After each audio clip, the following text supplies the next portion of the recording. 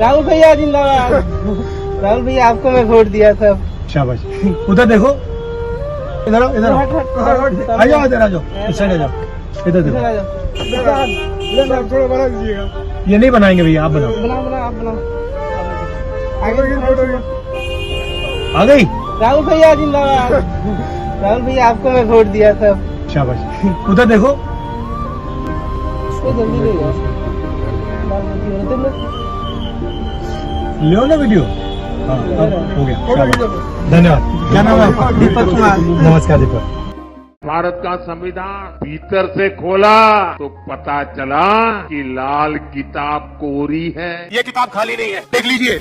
इस किताब में हिंदुस्तान की हिस्ट्री है, हिंदुस्तान का इतिहास है, भारत की आत्मा है, किसानों के सपने हैं, मजदूरों के सपने हैं, दलितों की रिस्पेक्ट है, पिछड़ों की भागीदारी है, सब कुछ इस किताब में है। और नरेंद्र मोदी और आरएसएस के लोग इस किताब को मिटाना चाहते हैं। मैं आपसे यहाँ बोलने आया हूँ कि मोदी जी छोड़ो, दुनिया की कोई ताकत इस किताब को नहीं मिटा सकती, क्योंकि ये हिंदुस्तान की आत्मा है। कांग्रेस के लोग संविधान के नाम पर अपनी एक अलग लाल किताब बंटवा रहे हैं। राहुल गांधी लाल किताब दिखा रहा है, नरेंद्र मोदी जी इसका रंग जरूरी नहीं है, जो इसके अंदर लिखा है, जो आपने पूरी जिंदगी भर नहीं पढ़ा है, वो जरूरी है। क्योंकि अगर आप इस किताब को खोल देते और इसको पढ़ लेते तो जो आप करते हो, जो नफरत फैलाते हो, एक धर्म को दूसरे धर्म से लड़ाते हो, देश में नफरत हिंसा फैलाते हो, वो आप नहीं करते। इसीलिए फैलाते हो क्योंकि आप संविधान के नहीं हो।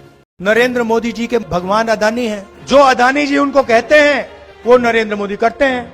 अदानी कहते हैं भैया मुझे बंबई का एयरपोर्ट चाहिए, नरेंद्र मोदी जी कहते हैं हाँ जी भैया सीबीआई भेजो, ईडी भेजो, जिसका एयरपोर्ट है उसको परे करो, अदानी को एयरपोर्ट दो। हिमाचल प्रदेश के सेब का बिजनेस चाहिए, कश्मीर का सेब का अखरोट का बिजनेस चाहिए, वो अदानी जी को मिल जाएगा। हजारों एकड़ जमीन आप खरीदते हो, अदानी जी जमीन नहीं खरीदता, वो बस कहता है भैया ये मुझे अच्छी लगी है, नरेंद्र मोदी जी वो उसको जमीन पकड़ा देते हैं।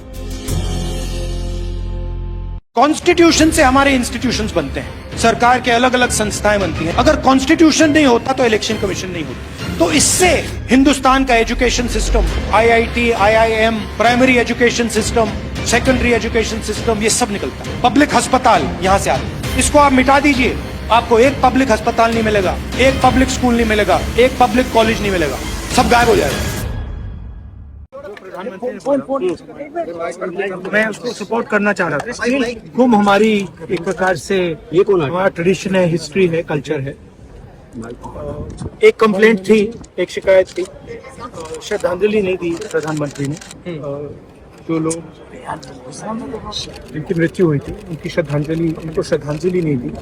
और दूसरी बात मैं ये कहना चाहता था कि देखिए कुंभ की जगह है, मगर जो युवा कुंभ में गए उनको प्रधानमंत्री से एक और चीज चाहिए, उनको रोजगार चाहिए, और प्रधानमंत्री को रोजगार के बारे में भी बोलना चाहिए। मैं आपको अपना उदाहरण देता हूँ। मेरी दादी को 32 गोली लगी थी, मेरे पिता को बम से मारा गया, मेरे खिलाफ हिंसा की गई, मगर जिस दिन मेरे दिल से डर मिट गया उस दिन मेरे दिल में सिर्फ मोहब्बत रही है और कुछ नहीं। मैं आपको बता रहा हूँ, मैं आरएसएस से लड़ता हूँ, नरेंद्र मोदी जी से लड़ता हूँ, मगर मेरे दिल में ना नरेंद्र मोदी जी के लिए ना आरएसएस के लिए नफरत है, इतनी सी भी नफरत नहीं है। क्यों? क्योंकि मेरे दिल में डर नहीं है। बीजेपी से कहता हूँ, नरेंद्र मोदी जी से कहता हूँ, अमित शाह जी से कहता हूँ, डर मिटा दो दिल से, नफरत गायब हो जाएगी।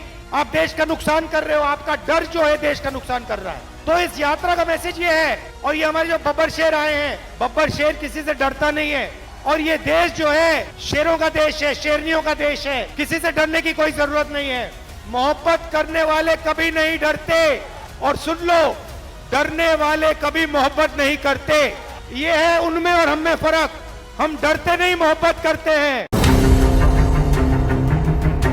द्रोणाचार्य जी ने उनसे कहा कि गुरु दक्षिणा के लिए मुझे तुम्हारा अंगूठा चाहिए, और एकलव्य ने अंगूठा काट के द्रोणाचार्य को दे दिया। वैसे ही आप हिंदुस्तान के युवाओं का अंगूठा। लड़ाई संविधान और मनुवाद के बीच में है। एक तरफ समानता, एकता, दूसरी तरफ नफरत और हिंसा। मोहन भगवत कहते हैं कि गंगा गंगोत्री में नहीं शुरू हुई, तो अगर मोहन भगवत कह रहे हैं कि 15 अगस्त 1947 को आजादी नहीं मिली, तो वो इसको नकार रहे हैं। ये आजादी का नतीजा नहीं था, क्योंकि उस समय मोहन भगवत के मुताबिक आजादी तो मिली नहीं। मोदी जी के सामने मैंने कहा है, चाहे कुछ भी हो जाए, कांग्रेस पार्टी इसी लोकसभा में और राज्यसभा में जाति जनगणना आपके मुंह के सामने पास करेगी। 50% रिजर्वेशन की दीवार, उस दीवार को हम लोकसभा और राज्यसभा में तोड़ के परे कर देंगे। राजनीतिक नुकसान होगा तो भी मैं ये काम करूंगा, जितना नुकसान हो वो सब हो जाए, मुझे कोई फर्क नहीं पड़ता। ये काम मैं करके छोड़ूंगा।